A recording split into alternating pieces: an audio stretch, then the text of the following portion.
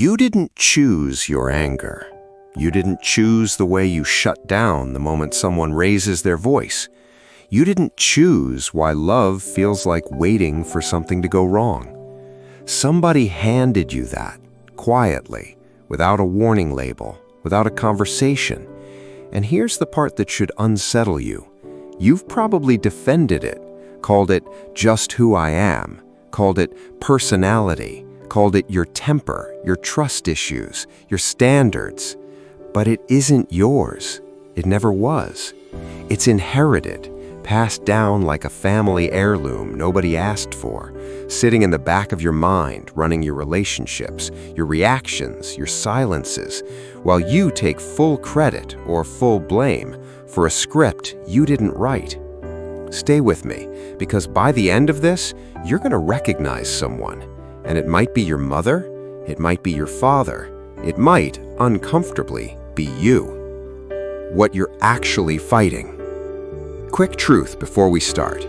You cannot think your way out of this. The pattern isn't sitting in the part of your brain that makes decisions. It's sitting in the part that runs before decisions happen, installed before age 7, running on autopilot ever since. Which means the fix isn't a mindset. It's a mechanical process, 5 steps, in order. Skip one and the rest won't hold. Here's how you actually do it.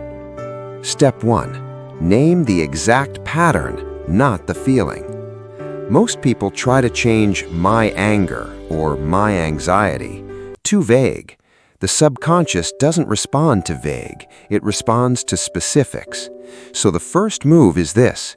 Take one recurring moment, the same one that keeps repeating in your life, and write down exactly what happens in sequence. Not, I get triggered. Instead, partner raises their voice slightly. Within 2 seconds, I go silent. Within a minute, I leave the room. That sequence, trigger, reaction, behavior, is the actual pattern, not the emotion around it, the mechanism. You cannot reprogram something you haven't precisely identified. Vague targets get vague results.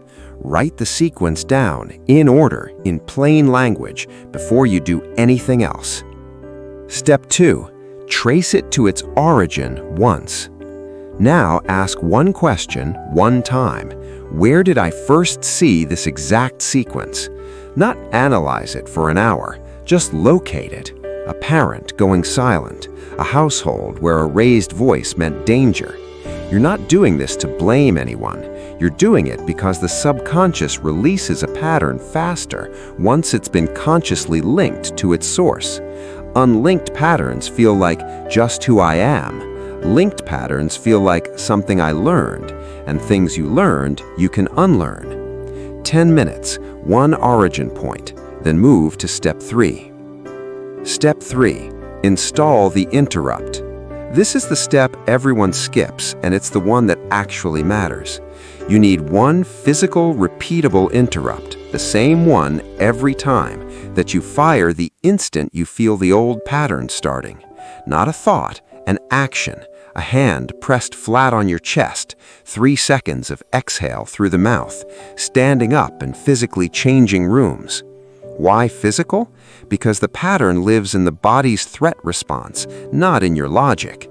You cannot out-argue a nervous system. You can interrupt it physically in real time before the automatic sequence finishes running. Practice this interrupt when you're calm, 10 times a day for 1 week, completely disconnected from any real trigger. Hand on chest, exhale, done.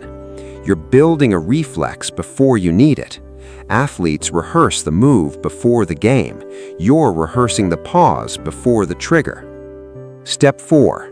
Replace, don't just stop. Here's where most people fail completely. They interrupt the old pattern and then just stop, freeze, and the subconscious, left with no instruction, defaults right back to the original program within days. You need a replacement behavior already decided before the trigger happens, never invented in the moment.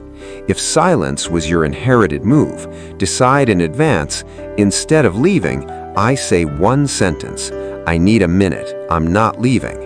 If control was your inherited move, decide in advance, instead of fixing it for them, I ask one question. Do you want help or do you want me to listen?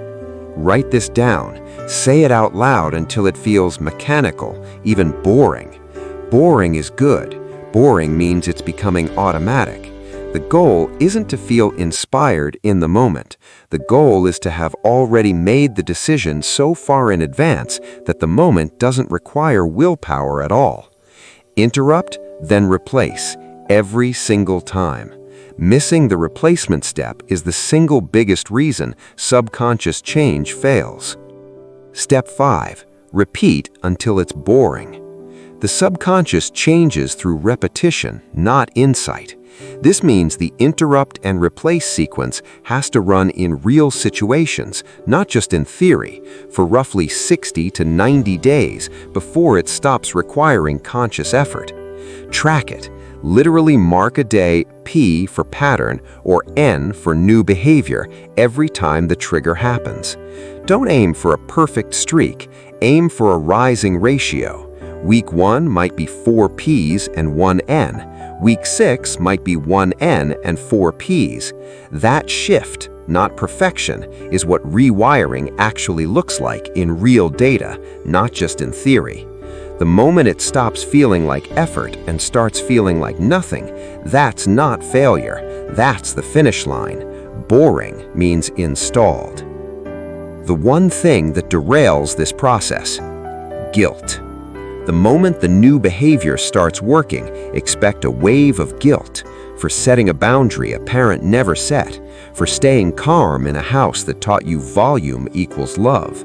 That guilt is not a sign you're doing it wrong. It's your nervous system flagging something unfamiliar as dangerous because it's never seen this behavior modeled before. Do not stop the process because it feels wrong. Unfamiliar and wrong feel identical at first. Keep running the 5 steps anyway. The guilt fades roughly the same rate the new behavior becomes automatic, because it was never really guilt, it was just your body catching up to a change your mind already made. Somewhere, right now, there is a child watching you, learning what love looks like by watching how you handle being hurt, learning what safety feels like by watching how you handle silence, learning what they're allowed to feel by watching what you allow yourself to feel. That child might be an actual son or daughter, or it might simply be the younger version of you, still inside you, still watching, still waiting to see if this pattern finally ends here, or if it gets handed down one more time, wrapped in the same silence it arrived in. You did not choose what was given to you, but you are right now, in this very moment, choosing what gets passed on next. That is not a burden. That is the only real power any of us ever actually have.